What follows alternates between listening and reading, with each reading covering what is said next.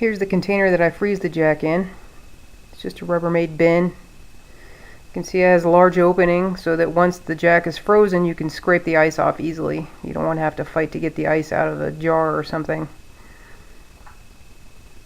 So what I'm going to do now is transfer the fermented jack into the freezer container, and we'll take it to work and stick it in the freezer. Well, the jack has been in the freezer for about a week and a half. As you can see, it's partially frozen.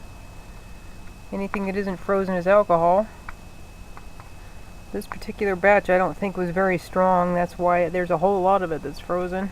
And so now what you do is either scoop the ice off, or I like to pour it into another container like that.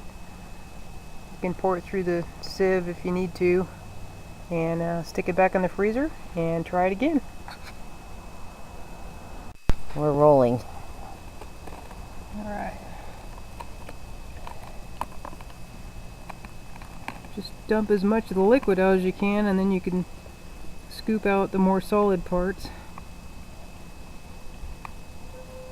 and put them in the strainer.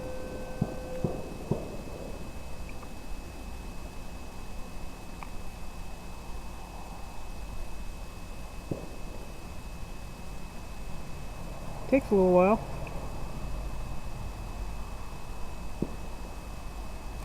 Alright, now I'll get a spoon and scoop out the more solid stuff. Okay, that's good. Now I'll scoop out the more solid stuff, put it into the sieve and let it drain.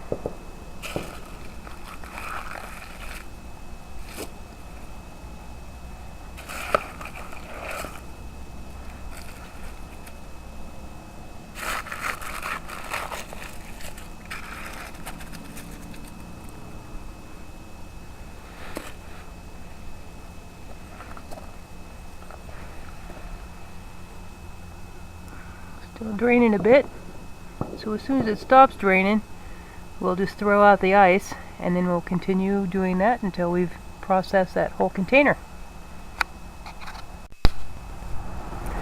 Well, I got more than I expected.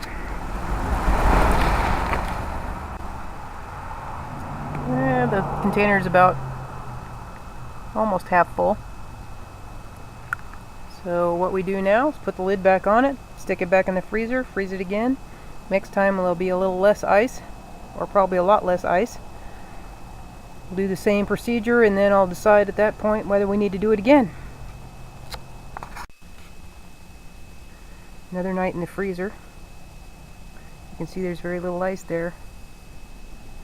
So we will run it through the strainer one more time, freeze it one more night, and see what it looks like tomorrow. This is the third time, and as you can see, it still has a bit of ice in it. So what I'm going to do is put it into the other container, put it back in the freezer, and we'll try it again. Well, it's been about 4 days since I cleaned off the ice from the last time, and as you can see there's not very much ice in there now. So what I'm going to do is clean off this ice and call that good. We'll take it home and let it settle down, and then this is how much ice was left in it for the last time we strained it through the sieve, and this looks pretty good. So I think we're going to call that good, and we'll take it home, let it settle, siphon off the clear liquid, and then the process will be done. The last step in making apple pear jack or apple jack is the clarification. It's a little bit cloudy right now, so what I do is run it through a water filter. One of the pitchers, you can get them at just about any household products place. And it does clog up the filters faster than water, of course, so make sure you have a couple on hand for this process.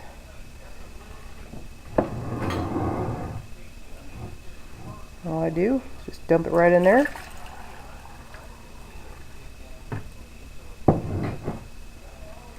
And let it filter, and then we'll put it up in bottles.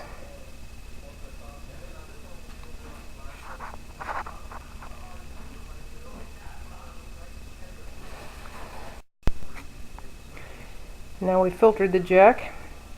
It still is not crystal clear. It's cloudy looking, but that's okay.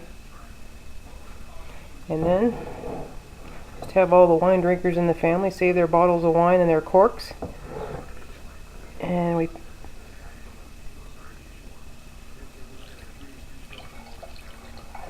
just pour it right down into there.